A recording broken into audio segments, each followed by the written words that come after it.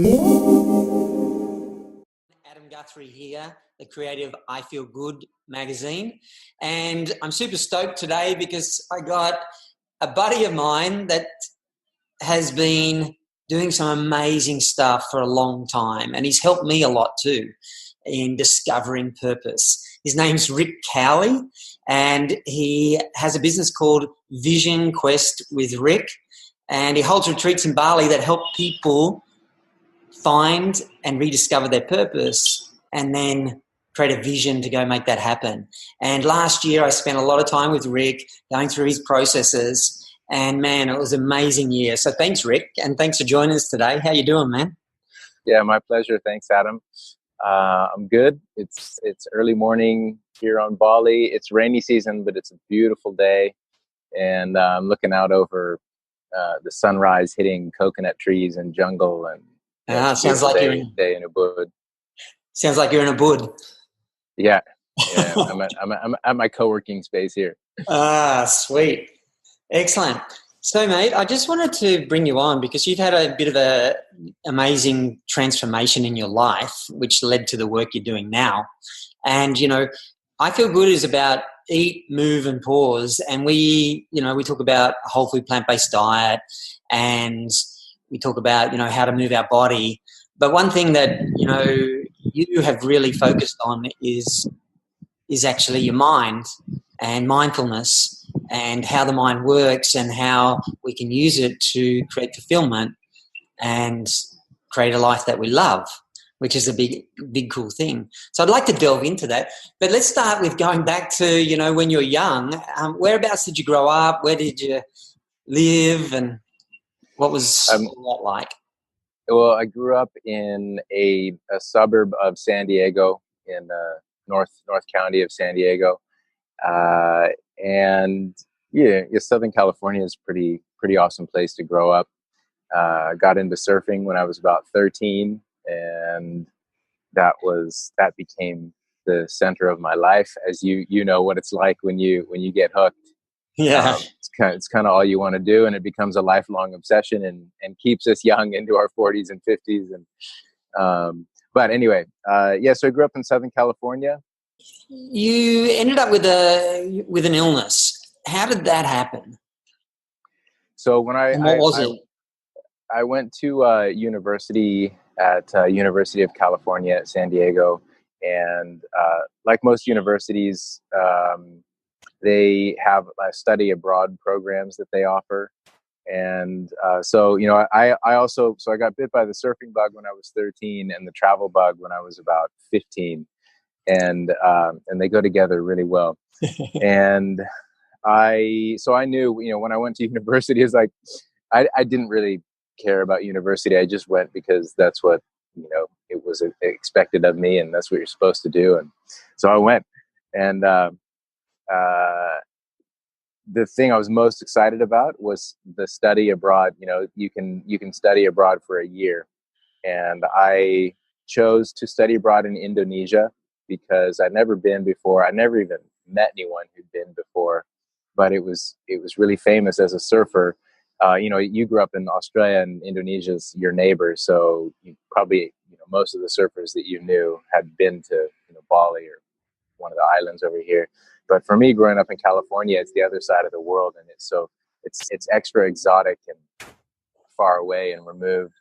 And so that, and it's in all our surf magazines and surf movies and stuff. So I grew up, watching videos of it and seeing it in magazines, and it was so romanticized, this destination. And so I decided to study abroad there. And I remember my parents when I was, they were supportive of me studying abroad, and I told them I wanted to go to Indonesia.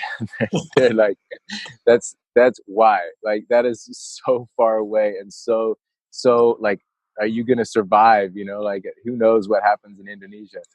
And so anyway, I decided to go there. And how old were you then? How old were you? 20. You're 20. And when you say Indonesia, Bali or somewhere else? No, I was on Java. I was on a city in central Java called Yogyakarta. Not Jakarta. It's called Yogyakarta. And so I wasn't actually surfing during my school weeks there because we weren't really close to the ocean. But on weekends and on our holidays and stuff, I would travel, and I did a few trips to Bali and to other islands and surf the waves that I saw in magazines and fulfilled some dreams. And then at the end of that year, I was traveling. A friend of mine from California had come over to travel with me for a couple months during our summer, university summer. And we were on an island, a very remote island in East Indonesia. And I just fell sick one night. I had a really high fever and a sore throat, and it just didn't go away. And so, we would kind of island hop, the next island closer back to, some of my things were still on Java, you'd island hop and rest and expect to just get better like you do when you get sick. You get better. And I just wasn't getting better. I was getting worse.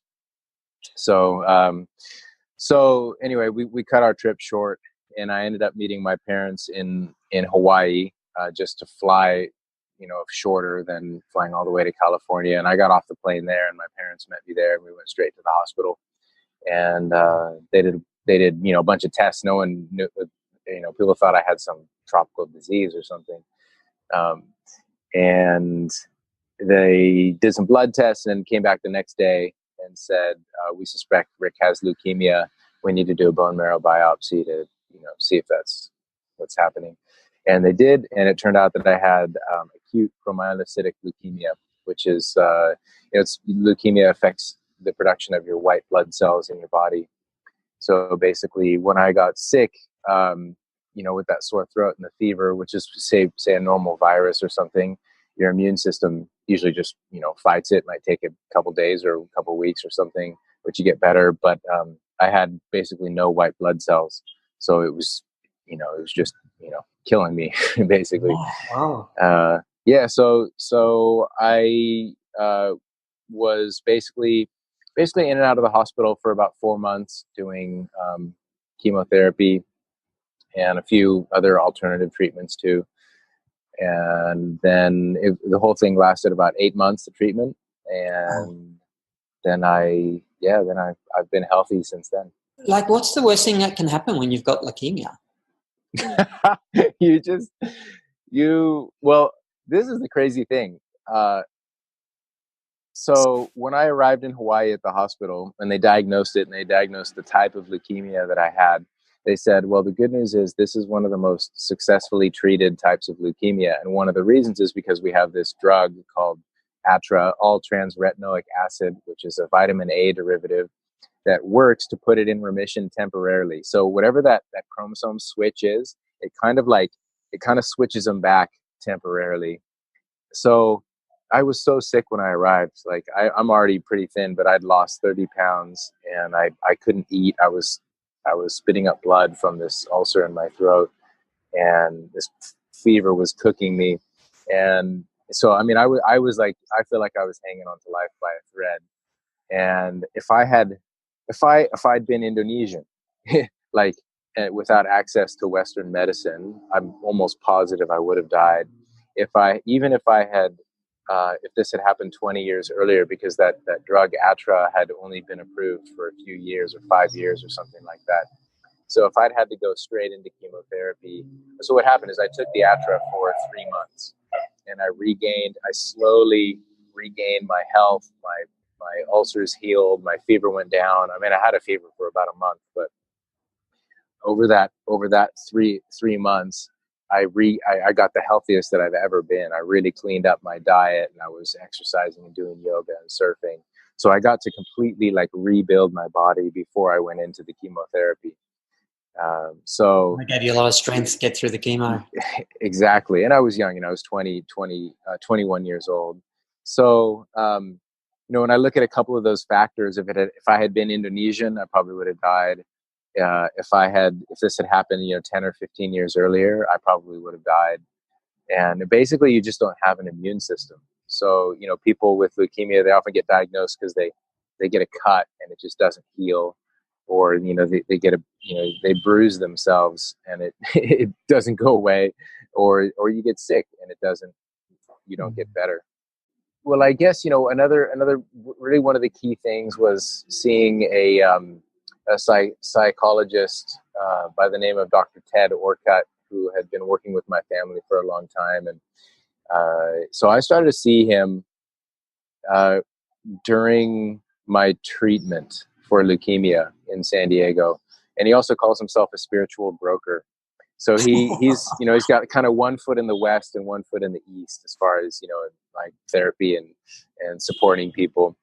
And he really, he was the first person that ever asked me questions that made me really reflect on my life's motivation and my blocks and my fears and my dreams, and kind of holding me accountable to what I said I was going to do.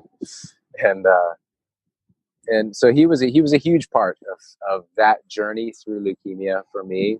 And when I came out the other side, like when I was healthy, and then I decided, I did make some big life changes, but university was a part of it. And when I was healthy again, I was in the most empowered, free, awake state of that I've ever been in. It was like I was fearless, and that came from his support and the kind of process that he guided me through.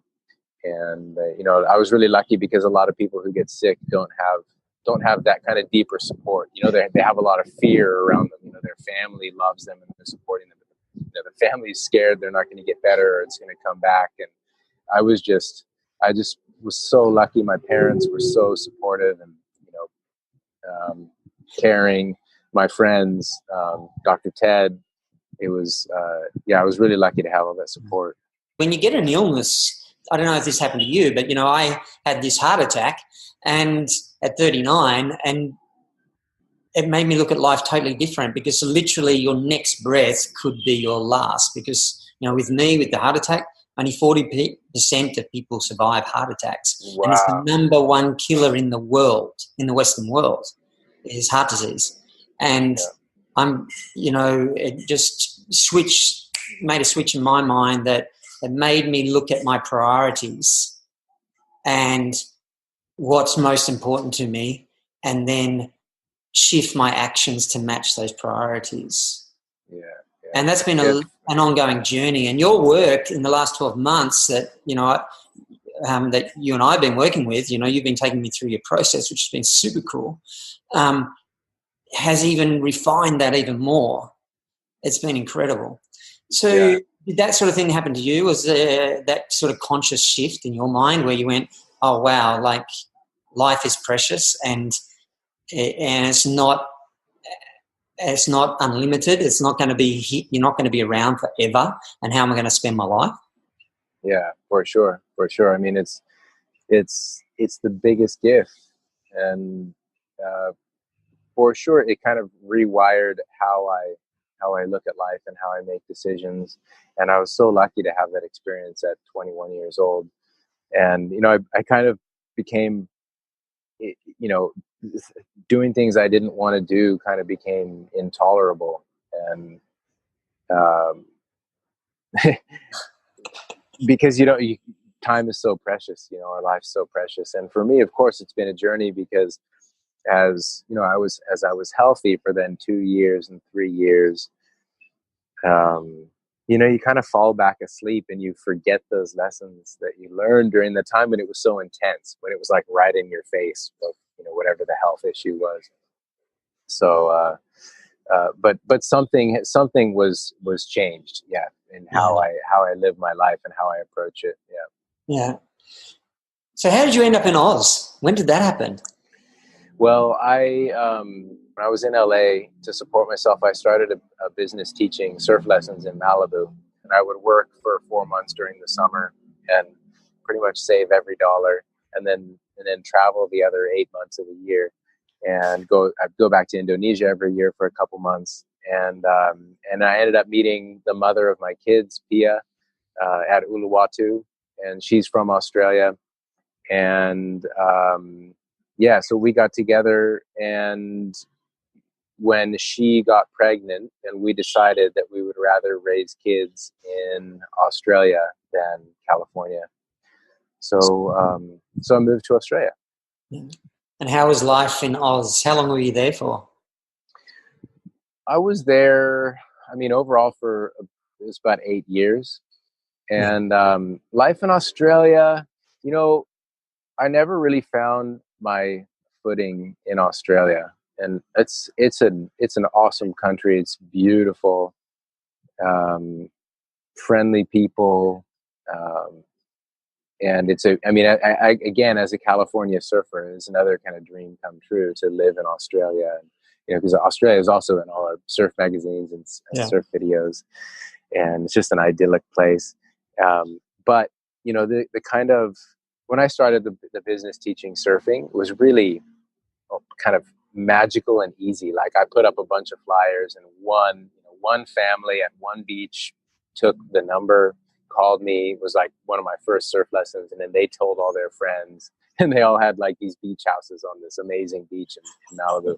So I would just run down this beach, you know, teaching families of the rich and famous, you know, surfing, and teaching their kids surfing. And, you know, they'd have me over for lunch and get to know them all. And it just kind of happened really easily, and I was making good money, and I was able to save money. And I kind of felt that, well, in Australia, it'll just happen like that too. You know, like it'll just be kind of a charmed experience. And it didn't. And I just kind of, I kind of struggled in Australia, work-wise and financially. And that takes its toll on your self-worth, you know. And, but anyway, that's how I ended up in Australia. I met you when I worked at a Natural Necessity surf shop, which was one of my it was a really cool period of my life, living in Kiama and, you know, working at the shop. And our daughter was like about 3 years old. That was a cool time. Yeah. Yeah. How long ago was that? That was 2003? I think it was 2007. 2007, yeah. So a while ago. Yeah. You know, you were a very different person when I met you, like 12 or 13 years ago, to who you are now. It's like I followed your journey from then.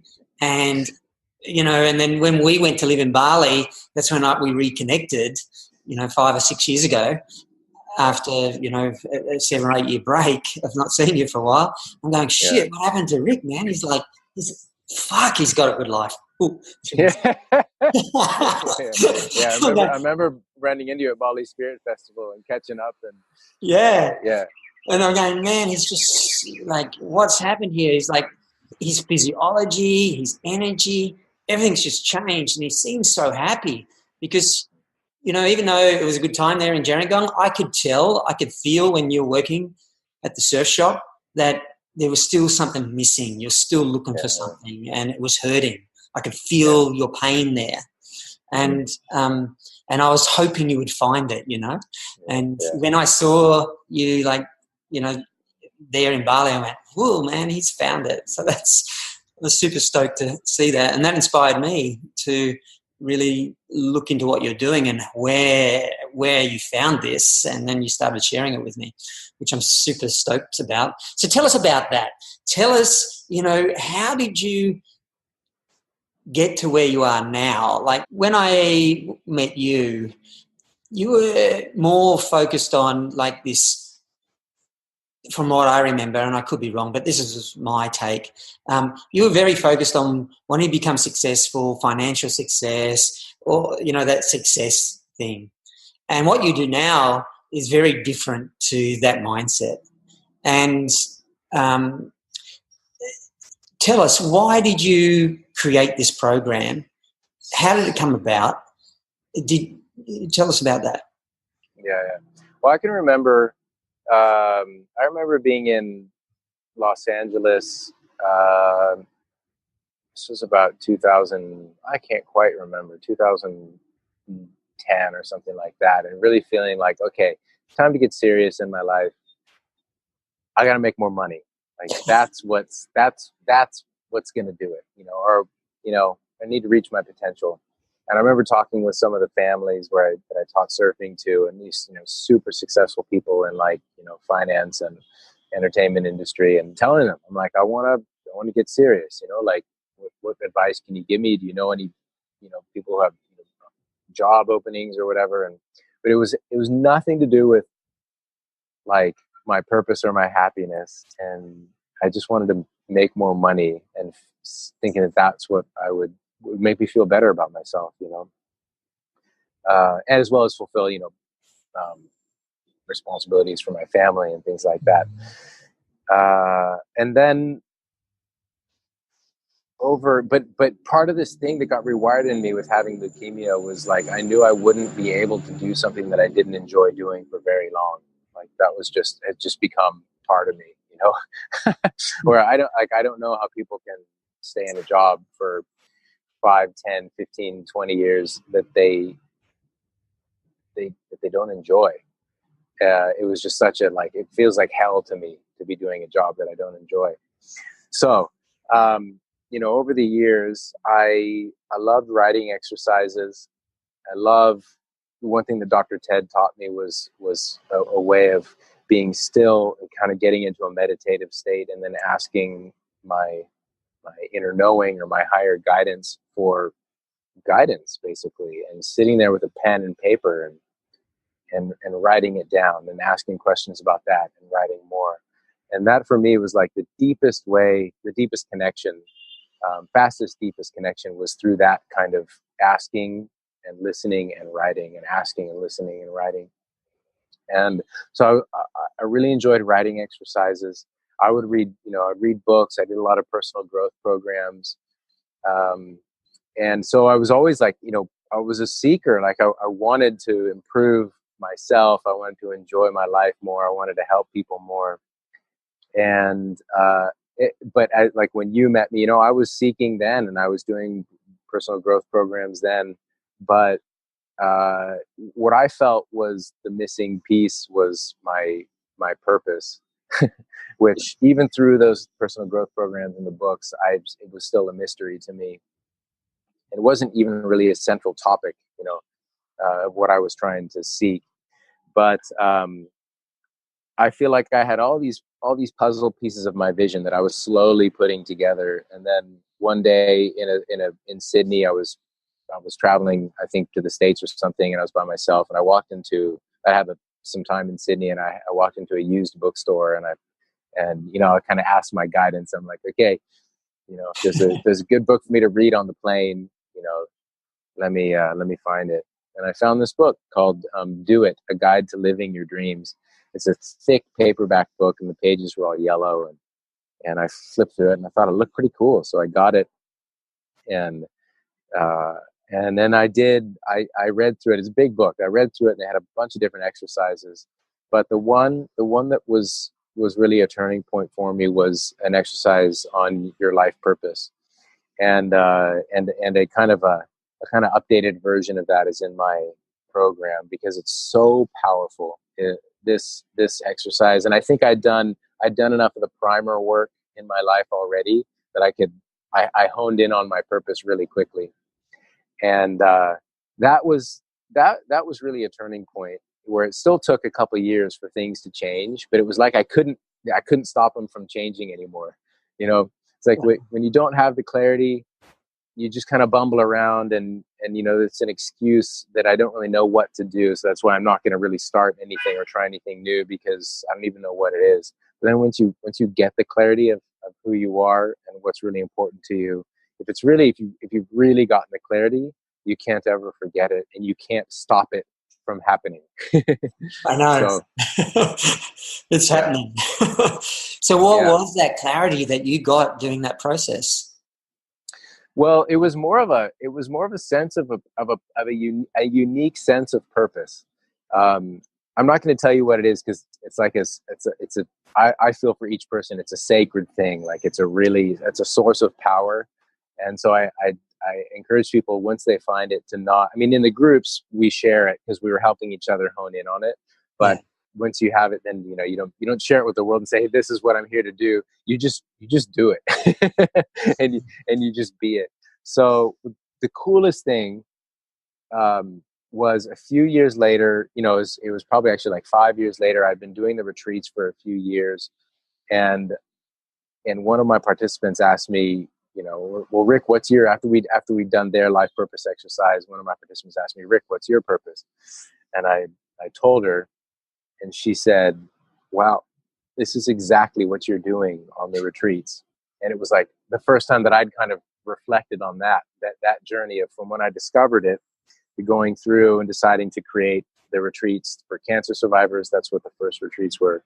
And then the retreats for professionals and entrepreneurs on Bali. And realizing that, oh my gosh, like this is what I'm getting paid for now, is living my purpose. How does that feel, bro? I mean, it feels like a dream come true. And I remember when Pia and I have split up about 6 years ago, and we have a really unique and amazing family situation right now, where she's got a new partner and 2 new babies, and our kids, and we all get along, and I love her new babies.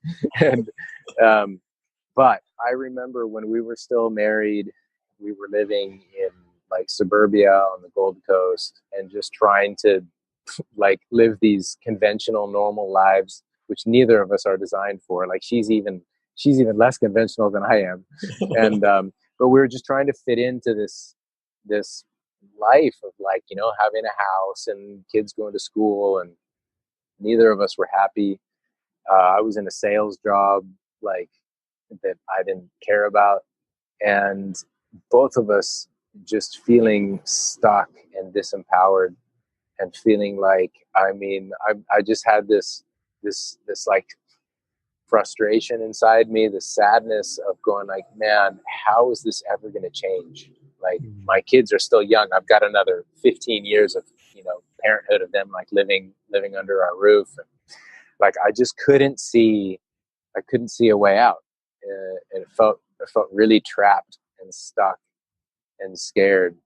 And, so to look at then what my life looked like a few years later, was just like an impossible dream come true of, being based mostly on Bali, having a better relationship with Pia than I have ever had before, having peace and love in our family, and through some changes. I mean, there were some hard things we went through, but it was all a blessing in disguise, and taking us, closer to our purpose and the kind of, people that we were born to be. Wow, it's pretty magic. So, like, this process that you take people through on your retreats and online, my experience of it, you get super clear and on your vision and purpose, and then you've got exercises. It's very simple to do. That's what made me really impressed with it. It was just a simple thing to do each day, and it doesn't take long, like 20 minutes, and then all of a sudden this magic starts to happen. And it's incredible. And going through the year though, it was like you start to head down that path, and things start to change for you. And they, well, in my case,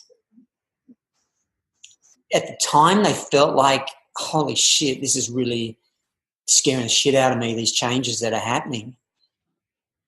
But there was something deep in me that I just knew, like where I was headed and my purpose. And no matter what was going on, I could still see that vision super clear. And coming out of the end, like in 12 months time, like 12 months now, it's like, everything's just like bang, bang, bang, falling into place effortlessly. It's been this like this, but it's more like this, heading in that direction. And it super helped. Now, you've helped a lot of people get super clear. What are the sort of people get attracted to your process, and how has that helped them in their own lives? Kind of people, they're usually professionals and entrepreneurs, some artists and actors as well, lawyers, doctors, business owners who have had some success. They're usually in their 30s and 40s, and made some money, gotten some prestige, some recognition, or just kind of just had steady promotions, and they might not be trying to claim the spotlight, but just solid people, good people who are doing good work, who have big hearts, and they get to a point where they're feeling a lack of meaning in their life, and they're not feeling happy, they're not feeling connected. And it's frustrating because a lot of people say, I did everything I was supposed to do. I went to university, I got a job, I got the house, I got the investments, and some people have families, and they get to a point and they go, but why aren't I happy? I did everything I was supposed to do to be happy, and I'm not happy. So that's the kind of people, and they realize they're generally proactive people that they get shit done, and they know they don't want to live the rest of their life feeling like they're not reaching their potential, or like they're not happy. Like they know they deserve more than that. Mm-hmm. Yeah. I mean, I know that sort of feeling because earlier on before the heart attack, I had some success, what I thought was success at that time, or what I went down a career path. I was super focused. I enjoyed it, and I got to the pinnacle of that, the vision that I had, and then all of a sudden it was like that had happened, and then I went, well, is this all there is? And I felt really lost for a long, long time. And one of the beautiful things that your work does is help you reconnect with what the next step in your journey is. And once you get onto that, if you're that sort of person that you described, it's super powerful. Like to have that energy back, and that light back, and that enthusiasm back, and that peace and happiness that comes with having that clarity. So that's super cool, Rick. Yeah. And so how's life for you now? Yeah, I mean, life for me now, it's still, I have challenges like everyone else. However,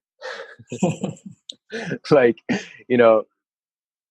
a crappy day for me now is like a day out of my dreams from, 7 or 8 years ago.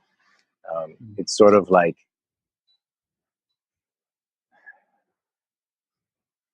to be doing, the VisionQuest retreats, and working with amazing people and guiding them through this process. Like there's nothing I would rather be doing. And,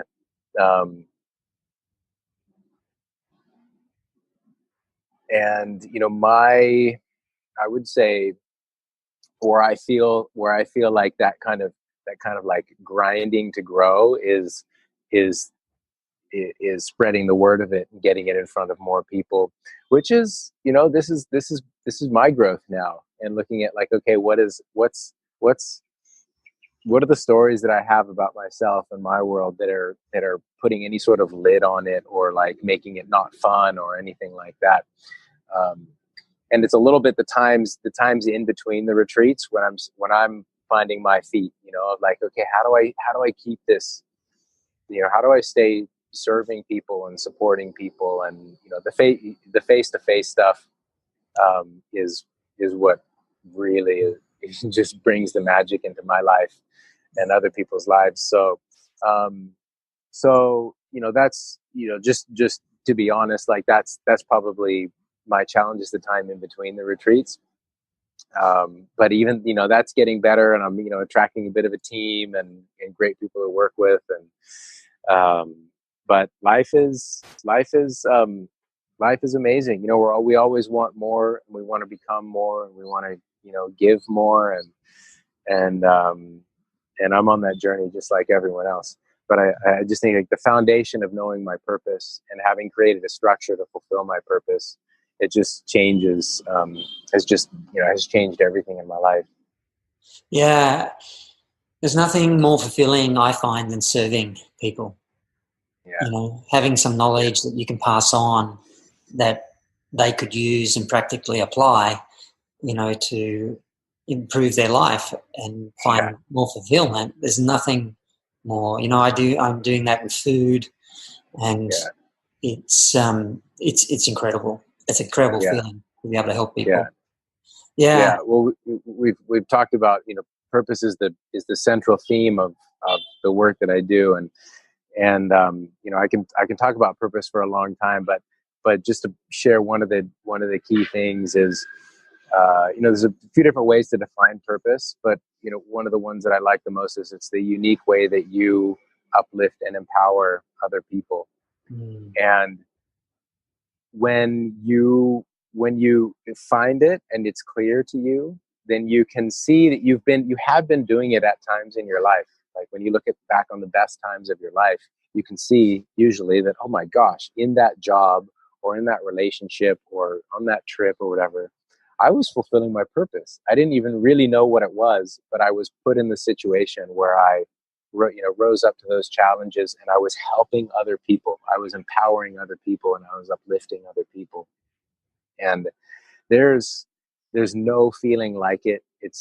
You feel so connected. You feel so in the flow of life and good things happening. But just to see someone's life improved from you just being you and doing what you're good at is, like as you said, it's the most fulfilling thing. And it's what I wish for everyone to find what that is, so that once you find it, then you can start doing it on purpose.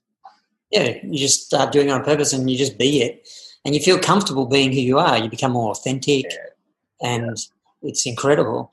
What a couple of tips that you could give people, Rick, to start the process of, if somebody's in a space right now where they're at a crossroads and they're not feeling fulfilled with their life and they're a bit lost, what are a couple of tips that you could pass on to somebody that could help them?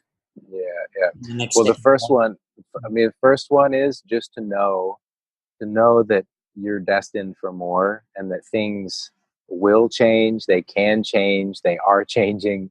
And I have so much compassion for people who are in that place where they're feeling stuck, because I know what that's like, and how like just terrifying, and makes you feel anxious and everything. But just to know that your life is going to change, and it's already changing. Especially if you're listening to something like this and you're doing work with Adam, and you're looking at the kind of food that you eat. Maybe you've started meditating, and you're exploring.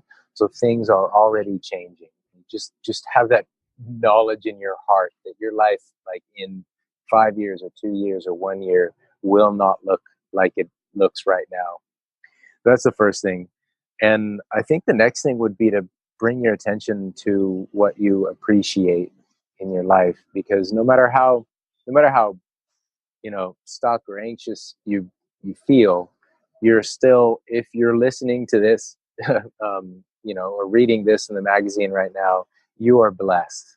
Like you probably live in Australia or America or Canada or some beautiful country like that. You have access to resources. You probably have more money than you actually need right now. You probably have an abundance of friends and family, and we forget all those blessings.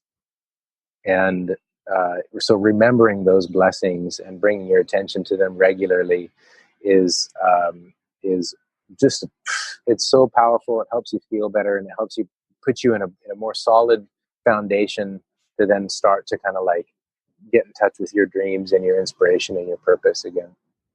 They're great tips, especially being grateful for what we already have around us, because we tend to lose sight on how abundant we already are.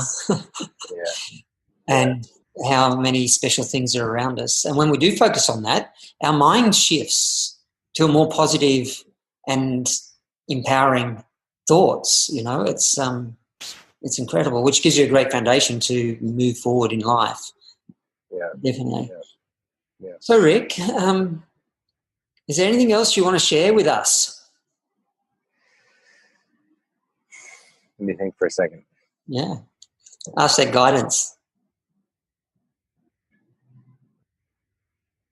Life is so beautiful. Yeah, I think that's another doorway, is the beauty in life. Recognizing the beauty in the people around you, the beauty in their character, the beauty in your character, the beauty in nature. And I mean, it's impossible if you look around and then not see something beautiful. And it's a present moment thing too. So it is. Yeah. We get so caught in our heads, we get to miss what's in front of us or around us. And when we get out of the head and into the body and look at a leaf on a tree, like I'm looking out the window now, and you just see the beauty, It's like nature automatically gives you this uplift when you stop and be still in the moment and focus. Yeah. Hey, Rick, that reminds me, you do some amazing breath work and visualization type stuff. It'd be super cool if you could take us through something like that now. All right. Okay. Putting you on the spot, buddy. Let's do it. Yeah. Okay. Close your eyes. And begin to deepen your breathing.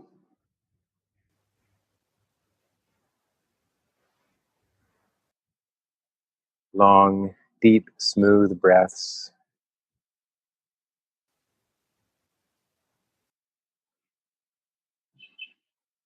And see how good it can feel to just breathe deeply.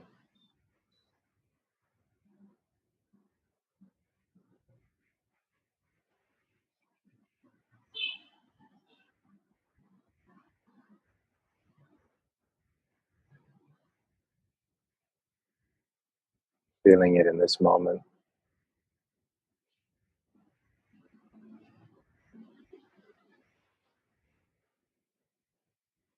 And then as you keep breathing deeply, I want you to feel what's happening through your senses, placing yourself in time and space. So you can begin through your skin. What do you feel?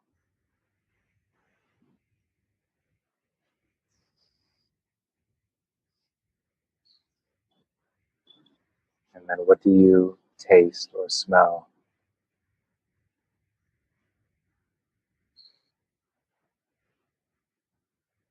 What shapes or colors do you see?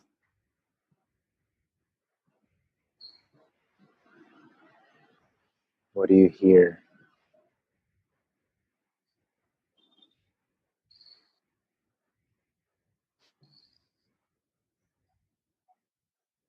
And then as you keep breathing deeply, feel whatever is happening inside of you as energy or emotion. And there's no need to label the emotion, just feel it as energy.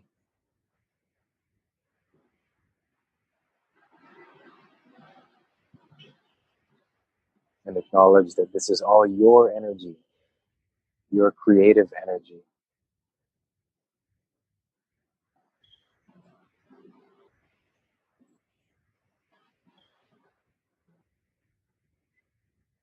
And then as you keep breathing deeply and feeling, I want you to relax. We'll start with your toes, your feet, your ankles. Keep breathing, moving up through your calves, your shins, your knees, your thighs, your hips, your lower back, your belly, mid-torso, breathe. Upper back, chest, shoulders, your arms, forearms, hands and fingers. Moving back up your arms to your shoulders again, relax. Into your neck, relax. Your jaw, your tongue, your cheeks, your ears, your eyes, your forehead, your scalp.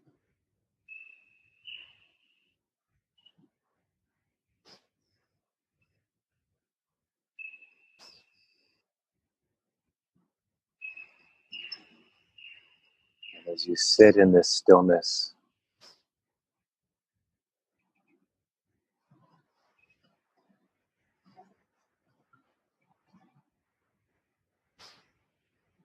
I want you to feel your connection to the life around you, the universe around you, and the life inside you, and the universe inside you.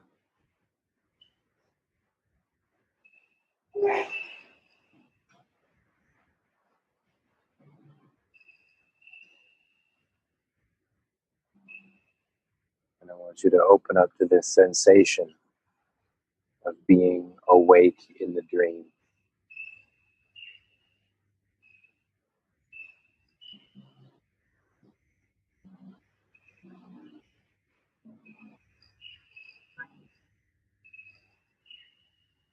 And imagine yourself as you move through the rest of your day or night.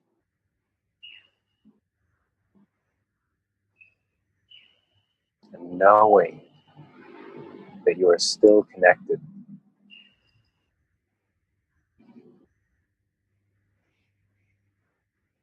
And there are powers that you don't understand that are always supporting you, carrying you forward, helping you fulfill your purpose, and giving you more of what you truly want.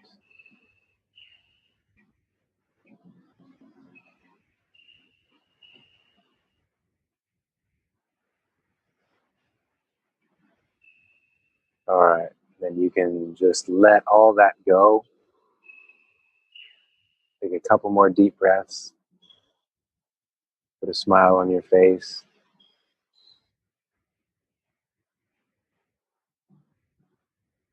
And enjoy seeing what happens for the rest of the day. You can open your eyes. Thanks, bro. Yeah. Centered. Like so calm and centered, and it doesn't take much, does it, to just still and be present.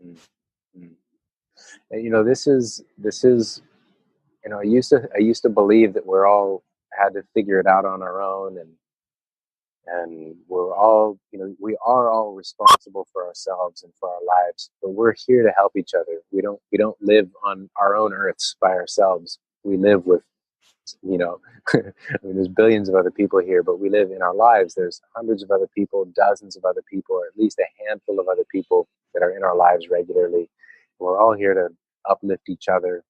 And, you fulfilling your purpose empowers me to fulfill my purpose. And you wake me up to my purpose. And then I wake other people up to their purpose. We all have our unique way of doing it. So, thanks for jumping onto my wave with me, and then letting me jump onto your wave with you. It's good. It's nice surfing a wave together. Yeah, it's more fun. It's more fun, man. Unless, it's this beautiful long wall And it's got questions that you get barreled in it, and that if you're in front of me, it's just like, no. Well, then we just take turns. Yeah. Then we take turns. First one, next one. We share the water together. So, no, it's good. I like how you use the analogy of surfing for life because, it's flow and there's energy and there's power and it's fun and it's like so much, and there's fear and there's exhilaration. Like surfing's such a great metaphor for life.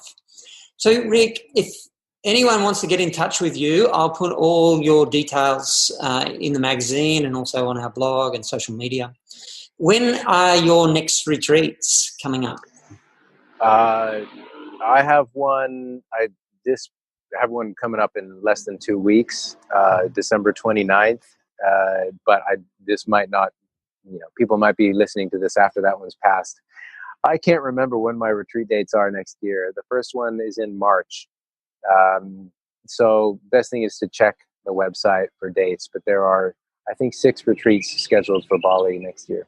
Oh, wow. And if anyone wants to, they can do the online version of it as well. Yeah, they can start that anytime. And there's information about that on my website. Mm. Well, Rick, thanks for having a chat, and thanks for sharing your message and living your truth. And it's so exciting to see where you've come from, when we first met to now, and the amount of people you're helping, and just seeing, you being this example of what you teach. It's amazing, and you've been living like this for a long time now, like at least 6-7 years. And, and I just want to thank you for introducing me to your way of thinking, because it's been very helpful this year. Thanks, brother. Yeah. Thank you. And thank you. You with the online program and with my year program, you jumped in and you attacked it. And it's and as you said, it's not like everything becomes magically easy after doing this process. But you have your aim that you can't stray very far from before something in your heart just says, nope, get back on track. You got something more important to do. Trust. Trust. And you've shown us that. And reflecting back on some of the challenges over the last year and how quickly you moved through them and got back on track. It's super inspiring.